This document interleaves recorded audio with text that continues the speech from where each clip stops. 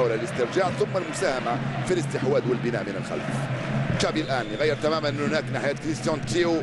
سريع جدا تيو، سريع جدا تيو، سريع جدا تيو، يلعبها في العمق تيو مباشرة. اوه هاي الكرة دي تيو، هدف جول جول جول جول جول تيو يسجل الهدف الثاني لبرشلونة. انطلاقة سريعة ثنائية بينه وبين تياغو، سلم واستلم خذ وهات.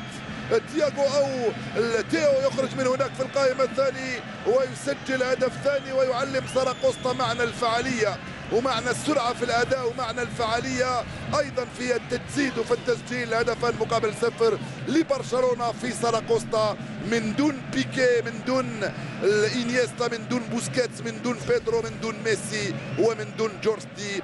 برشلونة هي برشلونة. ثنائية ممتازة، لم يكن متسللا تيو يستلم بيمناه ويسدد بيمناه مسجلا الهدف الثاني لبرشلونة، هدفا مقابل صفر بعد مرور 30 دقيقة لعب. هدف أول في الدقيقة ال20 40 دقيقة عفوا، وهدف ثاني في الدقيقة ال40. يعني معدل هدف كل 20 دقيقة بالضبط، يعني بالضبط صدقوني هدف سجل في الدقيقة ال20 وهدف